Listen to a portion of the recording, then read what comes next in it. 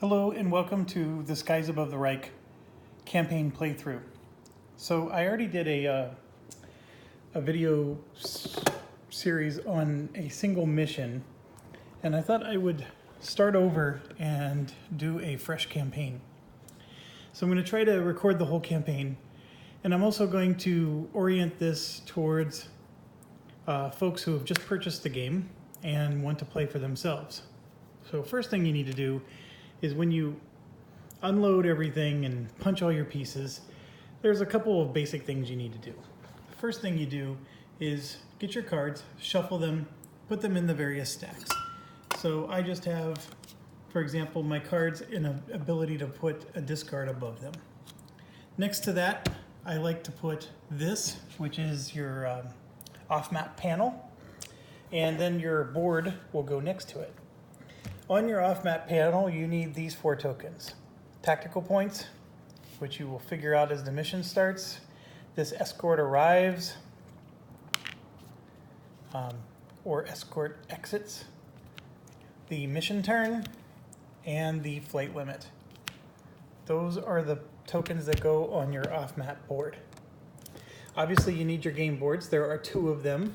This is the smaller game board, and then over here to the left, I have my larger game board folded up. Your rule book you're going to need handy. You will be looking up lots of rules. Next, you will need the situation manual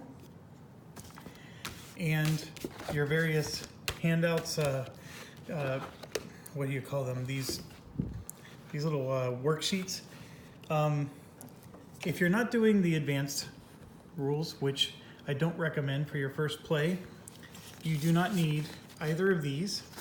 So these 2 sheets are for the advanced rules.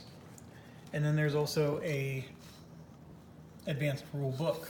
So you can just set all of those off to the side.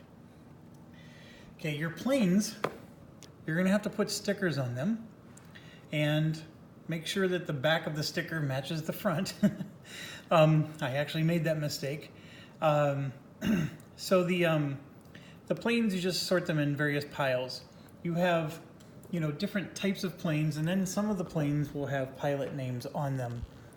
This is important because the pilot names are the RPG part of the game. So you're going to gain experience points, you're going to level up. It's these guys that level up. This FW-190 doesn't level up. It's an auxiliary unit, meaning that you can hire them to help you for your mission, but then they fly away. But these guys always stay with you. And when you're determining victory points, etc., these are the guys that are used primarily for meeting certain conditions. So I will get into some of those details in a bit. As far as the other components go, you're going to have components with these proximity markers or with these hit markers. They're double-sided. Put them in a cup. Everything goes in a cup. And then you're going to have what's called damage tokens. They look like that. They also go in a cup. I have a little tray with my dive and climb markers. Put them all together. That's fine. I have another one, which you can see I accidentally threw in the wrong tray. But basically, these are your equipment. And if you're wondering what your equipment is, if you look at this sheet right here that has the yellow chart on the left, right there is a list of all your planes in the game, and then right here is all 4 pieces of equipment. So any of those 4 pieces that you see there, they go in a tray. In addition to that, you've got some extra pieces off to the side. There is a yellow tactical points and a yellow flight limit. This is only for a 2-player game. You do not need that in this. These tokens here, these are your green tokens. The game lets you choose what skill you start with, or this is a penalty, or you can use these tokens to randomly select. And it recommends that for green pilots you randomly select. You could do a similar thing for your veterans. You can randomly select what skill they get, and there's 4 of those. Or you can just pick. I will tell you, my advice is for the green, definitely do random. It's, I think, pretty cool because they're green. But this game is hard. It's very hard. I am very unlikely going to finish this campaign successfully. So when you're picking your expert skills, I recommend that you just pick one and don't randomly do them. But I love the fact that this option is here, because once you do get a hang of the game, you can do that for some more variety and flavor. Okay, and then this is just a GMT token. These blue, they represent altitude, so they're important. Just set them off to the side. I had 2 extra. These are what the plane stickers went on. We have, these are for the advanced rules. They are tokens that have, basically for the bombers that have fallen out of formation. So that's for the advanced rules. These look like a little picture of the sun. Just set them off to the side and together. These detonations go together. The target and detonation, it's those just put together.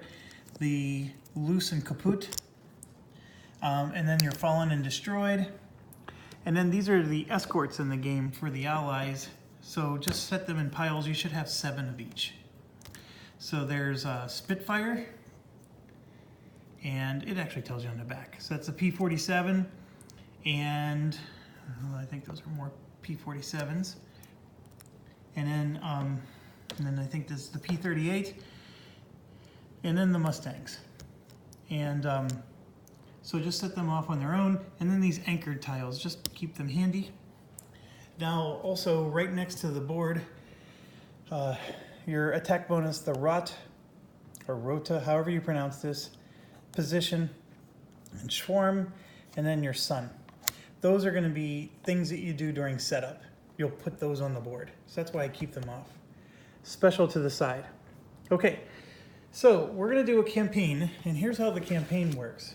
You start in 1942, and you just keep going all the way. The campaign is successful. Well, let me back up.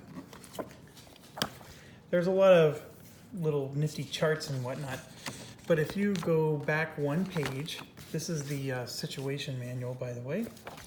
If you go back 1 page, it tells you what a full campaign is versus a short versus a medium. We are doing a full campaign, and so I'm going to explain all this text here. I'm not going to make you read it. Basically, what it's saying is, I need to have 4, so this is a season. 1942 is a season, 1943 early is a season, etc. This season is 6 missions in length. And then this is how many, so I'm going to start with 6 expert pilots, which is pretty cool. That's a really good start. Okay, so a season, if it's successful, if I have 4 successful seasons, I win the campaign. So it's possible to finish a season and lose. If I lose at any time, the campaign's immediately over. If I succeed in a season, but I didn't win the season, then I can continue on as long as I have, so this is what, 1, 2, 3, 4, 5, 6. It's a best of 7. I have to win 4 out of these 7. That's basically what's going on. So if I get to my 5th one and I still only have 1 or no wins, you can just quit because you're not going to get enough wins. So how does win and loss and all that stuff work? Well, that's what this situation manual tells you. On the back is your various seasons. And so in 1942, if I lose 6 pilots, that means dead. If I lose 6 pilots, I immediately lose the season. It doesn't matter how well they were doing. I need to have a minimum of 16 pilots on my roster. Now, what does that mean? You will, in the game, there is this nifty little sheet. Make sure you get some printed copies of that. And then it's double-sided, so print the other side as well. I was a goober and didn't even know that that existed, but it's a very handy other side. So anyways, you have your pilot sheet. So these are the pilots. You start the game with all of them in your roster. These all belong to you. And you're going to pick 6 of them to be experts. Everybody else is veteran. None of them are green. Now, if you do a shorter campaign, you may start down here and you'll see right here, the campaign starts with 2 experts and 8 green. So it depends on where you start. But if you're doing the long campaign like I am, you start with 6 experts, everybody else is veteran.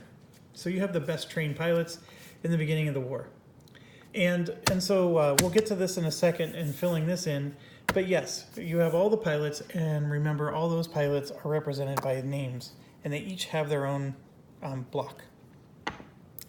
Okay, so what this is saying is you need a minimum of 16. So 1, 2, 3, 4, 5, 6, 7, 8. So there's 18 total. So let's see here. It says, if more pilots are killed in a season than the loss limit, you lose the season, regardless of VP. You must also maintain the minimum number of pilots available to fly, or lose the campaign. Available flying means not killed and not in the wounded box. Oh, okay. So, yeah, this is interesting. Okay, obviously, if there's 18 pilots here, if 3 of them die, you lose because of this limit. So you'll never hit that limit. It sounds odd. In fact, I would love for somebody to explain to me in the comments why that limit even exists. But what's interesting is your pilots can get wounded. That's way up over here. And so what this is saying, that you can never have more than 2 wounded pilots. And that's actually a lot harder. In fact, that's very hard. But that gets less stringent as it goes, and so does this. But anyways, now how do you win? In 1942, you win if you get 15 victory points. You lose if you fail to score 5. So you need to get a minimum of 5. If you got only 4 victory points by the end of 1942, you immediately lose the campaign. So you are never allowed to lose. You must win at least 4 of these. So I could get 10 victory points in 1942, which is not a win for the season, but I could still move on to the next season and try again. So I probably was very long-winded on that, and I apologize, but it's very important to understand that this is how the campaign works. So I'm going to just jump into some stuff and show how to get a campaign started. And the first thing that you must do is pick 6 pilots to be your expert. And my kids played this game with me. And one thing I'm not going to do for my video is that this is butt fargan. And so we're not going to say butt fargan any more than the 2 times I just did on this video. So I'm not picking him. So what I'm going to do, for lack of originality, I'm just going to go 1, 2, 3, 4, 5, and 6. I'm going to just pick the top 6 guys. The star I'm using to indicate that they're experts. Everybody else is veteran. Now, with experts, you get to pick an expert skill. There's 4 available. Let me go over those real quick. The timing adds a damage to the attack result, even if there was no damage there. So when your planes fly in, you're going to draw a card, and that card's going to show whether or not you hit the bomber.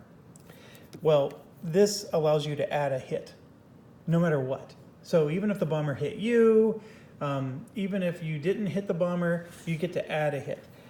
This is a pretty darn nice skill. In fact, it might be one of the best.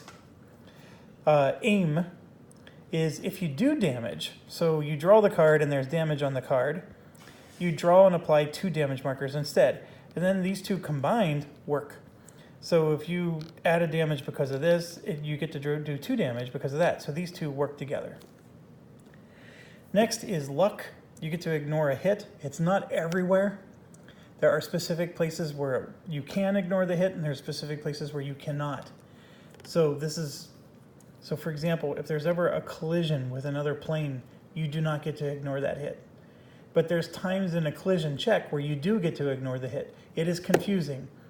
The rulebook does an excellent job of explaining it, but it's, in terms of memorizing it, it's very confusing, and there's no player guide that explains it real easily. So just understand, though, that this is, in my opinion, the most powerful one in the game. I know I love these 2 because offense is king, but if you can't keep your pilots alive, I just went through the victory conditions. You know, you lose pilots, you lose the mission, or you lose the campaign, I mean.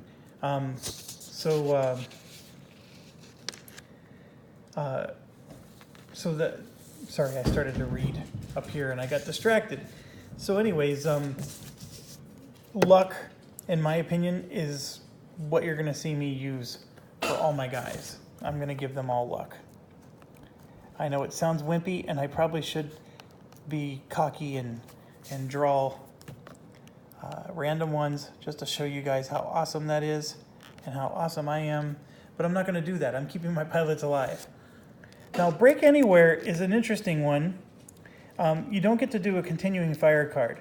Continuing fire cards are always bad. Well, okay, I take it back. There's sometimes something good that can happen in the events. But basically, you get to ignore continuing fire, which is like the equivalent of a luck in terms of, you know, because these will do damage to you, and you're not even going to draw the card to see what it says. So, and the events can be very good. Sometimes they can help you, but sometimes they can make it even worse.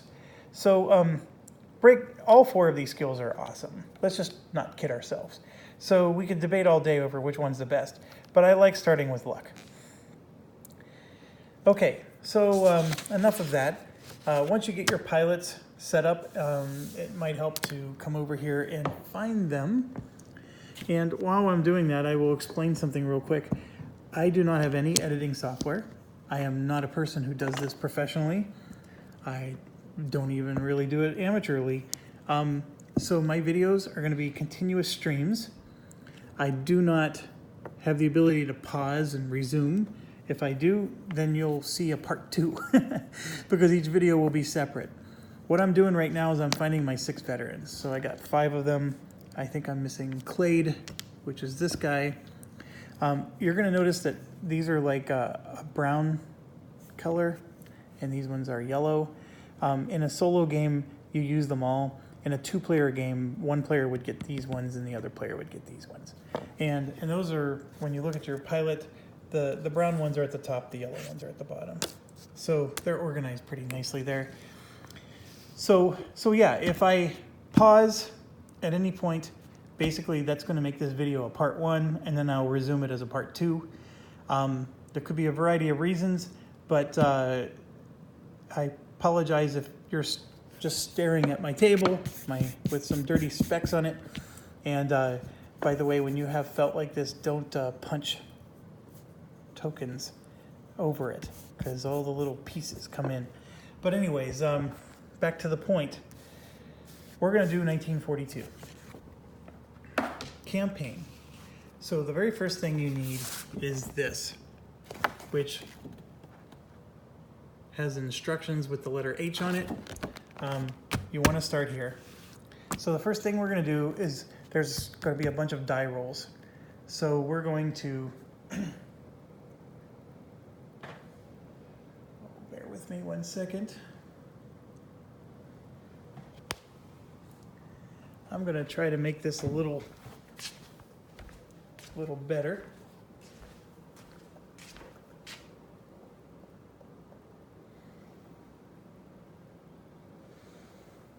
Maybe I won't. Sorry. I have a dice tower around here somewhere. I was unprepared. Maybe in a future video I'll have it. Okay, so we're gonna roll for the map. 5. So you just look up here, and for 3 to 8, we're gonna use map 1. So the map that you use is dictated by that roll. So this board could have gone away to something else, but what we have here is, see, it says formation map 1, so that's the one we're gonna use. I already had it out. Okay, next, what type of mission? Now, there's another sheet to talk about, and that's this one. So your pilots get experience points, and that's how they level up. So even though these are expert, every time they get 5 experience points, they get to add another expert skill. the expert skills are a once per mission thing. So this luck ability can only be used once in the mission, and then it's gone.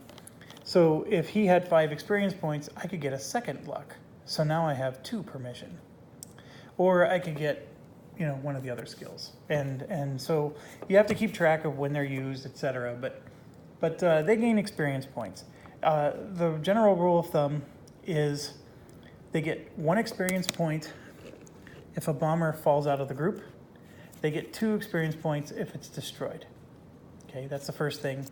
And then if there's aerial fights with the escorts, the fighters could get experience from that as well, especially if they shoot down an escort. Sometimes if they get shot down but they survive, like they bail out of the plane, they get experience for that as well. So pilot experience is separate from what's called staff experience.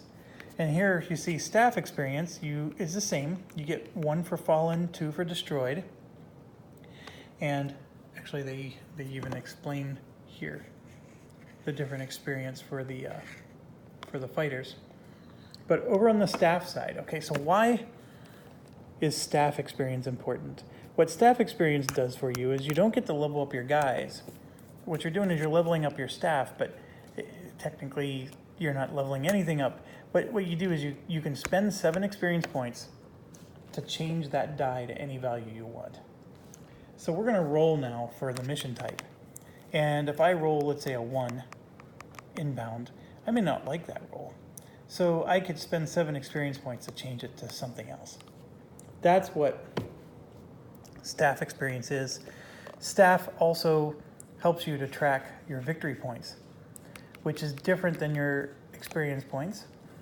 And then of course, what we're doing here is we're doing mission 1 for 1942. And we rolled map 1. Okay, so now we're gonna do mission type, which is this. Right, I rolled a 7. So the mission type is outbound. That's pretty common for 1942.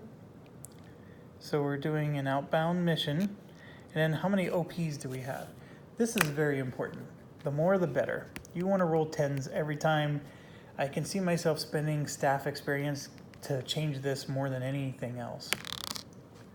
And rolling a 3 is suck balls. Okay, so we only get 4 OP. So I'm writing it down here. What does OP do? OP is used on this chart. So just come over to here and you use OP, which is operational points, to purchase what is going to go out on your mission. In 1942, the only thing available are your pilots, your BF-109s, nobody else. So you can't purchase any of these auxiliaries, you can't purchase any equipment. It's only your guys. So even though I have 6 veterans, 2 of them are going to have to sit out this mission because I only had enough operational points for 4. So I'm just going to pick these 4 guys. Had I rolled better, as you can see, I could have potentially started with 8 planes on the map. That's a significant difference versus 4. So the die roll really hurt us. Okay, and then the last one is the roll for the escort. And I rolled a 5, and the 5 puts me at an L5S. So you just have to stay with the outbound here. So L5S. So what I do with that is next to the mission, I write it down there so I don't forget. L5S. Now what does that mean? You might be wondering. Well, what that means is L means it's a light escort versus heavy, okay? The S means it's a Spitfire, which I think is all of them. Oh, you can have a P-38, I think. Or no, that's a P-47. Anyways, Spitfire. And then the number 5, is when they arrive or when they leave. So on an inbound flight, you're intercepting bombers that are on their way to their target. So then they have escorts that are flying with them. But as the bombers get deeper into Germany, the escorts run out of fuel and they have to leave. So these numbers represent how many turns until they leave. That no number at all means that the escorts stay with them the entire time. Near target, I would have to look that up, but I'm pretty sure that's, once again, with them. I've never rolled near target yet. So when we do in this campaign, if we do, I actually have to look it up. The Outbound is the opposite. They've dropped their bombs, now they're leaving Germany, and this is how many turns until the escorts arrive to help them. So until then, the bigger the number, the better. So in this case, it's 5 turns. So I come over here. On mission turn 1, the escorts are going to arrive on turn 5. And like so. All right, and that's it. So I spent my 4 operational points. I got these 4 guys on the mission. And as far as this sheet goes, or concerned, we are done. So we put this away. But keep it close. Next thing we do is we get out our situation manual. We are on map 1, Outbound. So it says go to page 5. All right, so the Outbound is going to show all the various formations. And since they went to Germany, dropped their bombs, and are on their way back, some of the bombers may already be damaged from flak and other operations. So this is simulating that. So before we do this, there's a special rule with map 1. This is like the tutorial map, if you will. You have 2 formations, formation A, formation B. We only use 1. The other one's out of the game. So you can see there it says odd next to B and even next to A. So I roll a die. So we're going to do formation A. Formation B, we ignore. Okay? I'll explain this board in a bit, but basically this is our formation we're up against. Okay, so now I'm going to roll for the damage. I'm going to roll once again. I rolled a 3. So here's the damage. So it's showing, ooh, that's actually a lot of damage. So I'm drawing from this cup. 1 damage for him, and then 2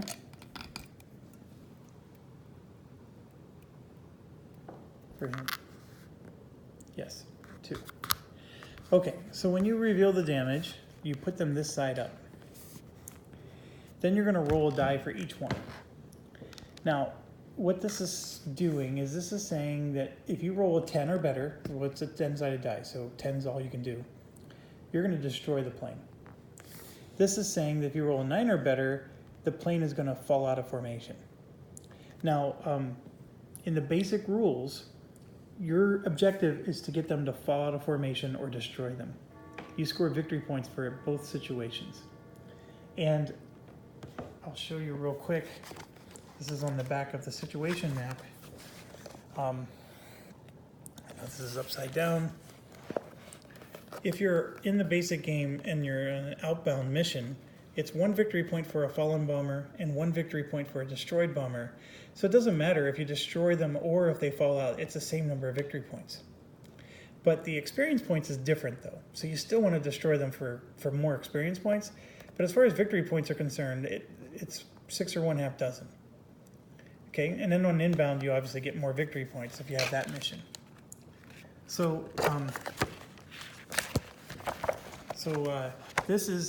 there's a potential that 2 of these planes will already be missing before we even intercept them. Now, if these planes get destroyed or fall out as a result of this roll, it was not done by us. So we don't get any experience points for them.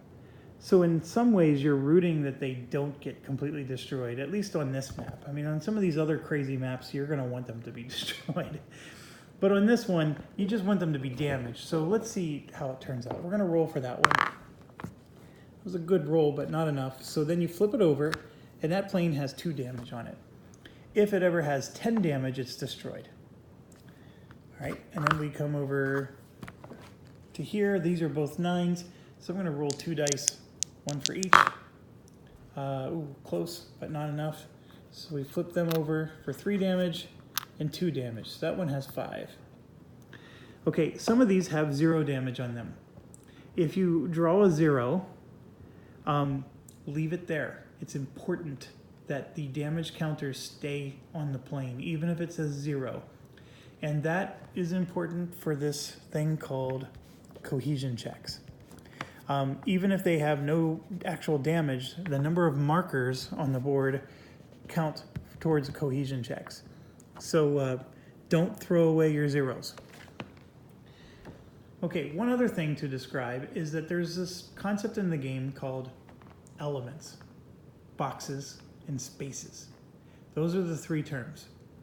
An element is this entire set of 4 and all these little grids that you see around it. That's an element. This would be another element, but it's not in this game. There's only one element on map 1. When you get to some of these other maps, the elements are a little bit easier to understand. I was looking up, I'd have to unfold my other map to even show you. We'll get there, don't worry, we're gonna get there. So right now there's only one element. That's basically the whole grid, okay? The boxes are these things. These are considered boxes. And I'll explain those in a bit, but your planes move up and down these boxes. So when you see the word box, it's referencing that. And then spaces are these spots that are inside of these squares, or diamonds, if you will. So this particular bomber right here has 4 spaces around it. 1, 2, 3, 4. That's the nose, that's the tail, and these are the 2 flanks. So your planes could be flying from any of those directions. The numbers you see are I keep saying threat level, and I probably will for the entire campaign. I think they use a different name, but it means the same thing. It's how dangerous it is for your plane. So a 1 is lower than a 2, obviously. So just imagine that these bombers are projecting a field of fire. You know, they have 50 caliber machine guns mounted in various directions, and they're protecting each other. So this one in the middle is a bit more protected than the one on the edge. Hence the reason he has higher numbers. So 2. Then here, these 3 bombers created quite the kill zone there with a 3. And so forth. Okay? All right, so we drew our damage, but we're not done with the situation. Now we got to keep going. Now we got to decide if there's anchored. There is no anchoring in this map. In other maps there are. We'll explain anchored when we get to them.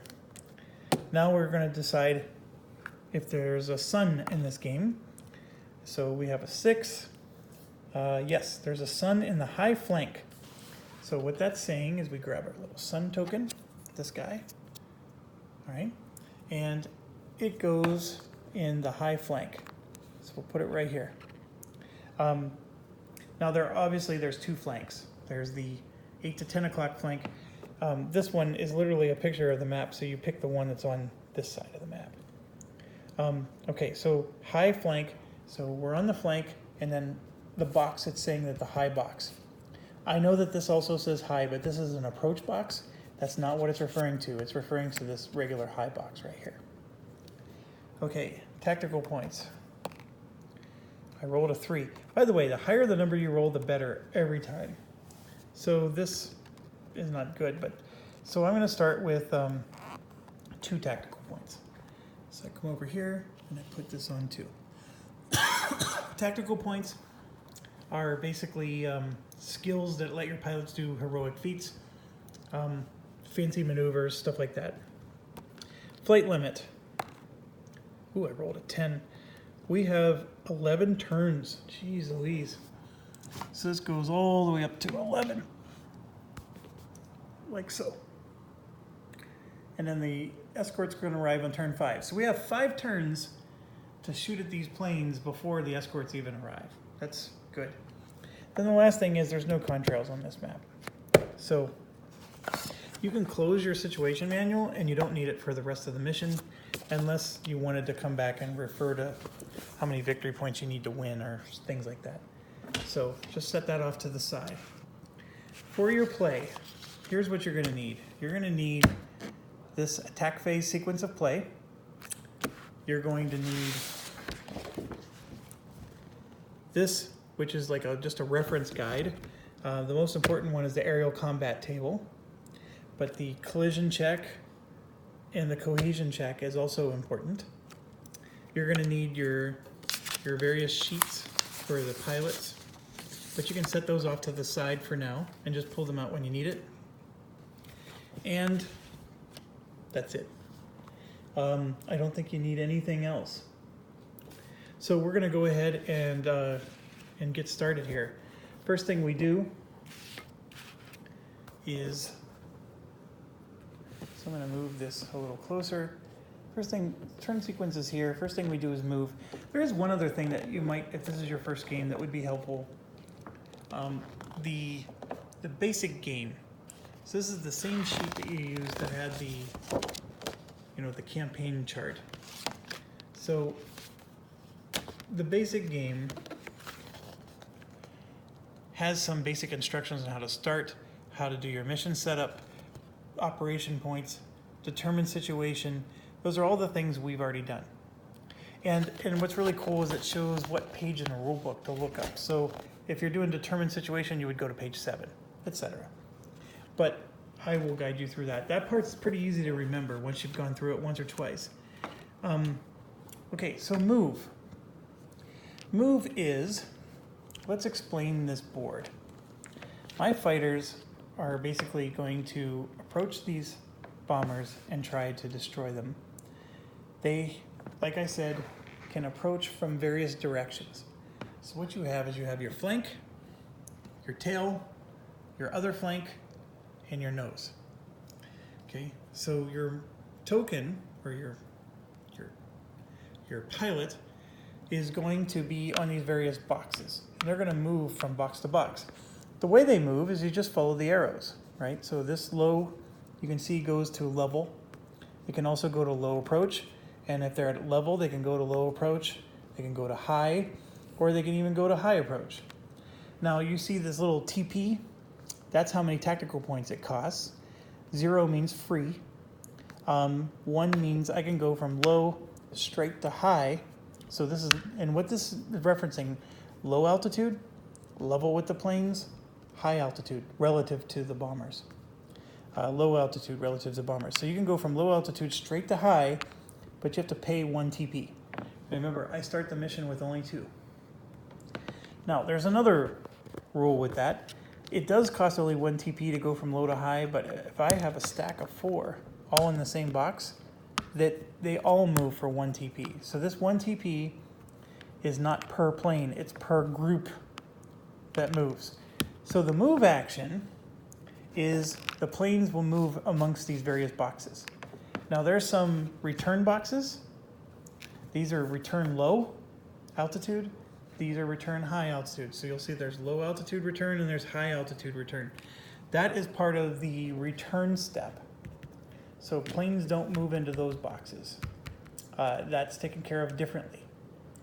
Okay, so your first decision that you need to make is, which way are we going to approach these planes? And so, like, one of the things I can immediately tell you is that this plane is the most damaged.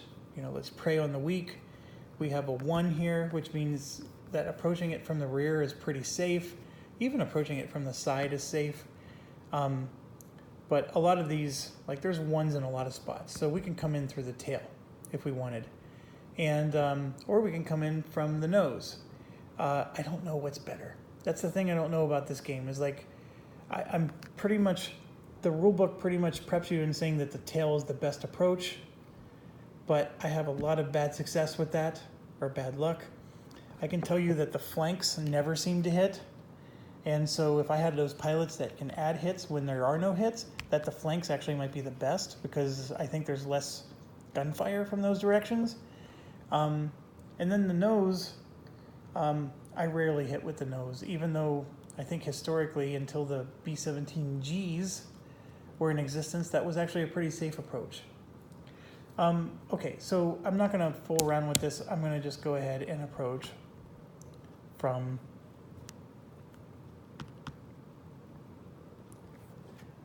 the tail. So when you're off the map, like we were, you have to come in low. So you're basically taking off from an airfield, and so you're at low altitude relative to the bombers. And so we're basically following them from behind in the tail. Okay? All right, a couple other things. I forgot to put this onto the setup. So we just put them on the board now that we figured out what map we are. And we'll explain those in a bit.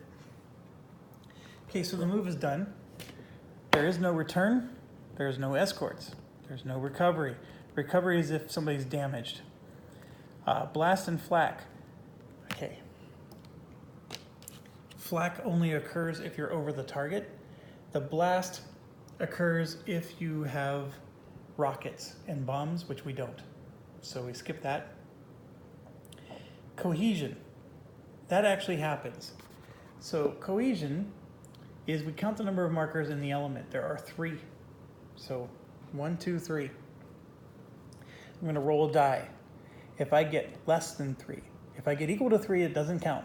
I have to get less than 3, then these bombers lose cohesion. Okay, so nothing happens because of this. So we just keep going. All right, and now we get to attack, but we don't because we moved. So now how do I know? You only get to attack if you're in an approach box. So that's the difference between these boxes and these. These boxes mean you're attacking. The other ones is you're maneuvering your planes, but you're staying out of their... So the B-17s can't shoot you, but you're not shooting them either. You're maneuvering around them. Okay, that was a very long-winded first turn, but that's where we're at. We just finished turn 1, and we moved to turn 2. So I'm going to go ahead and stop this here, and then I will start another one for turn 2. I hope you're enjoying this video. I know there's some redundancy between this and the other video I did, but I still hope that you'll find it helpful, and I hope you will join me and my crew as we try to defend Germany. Thank you.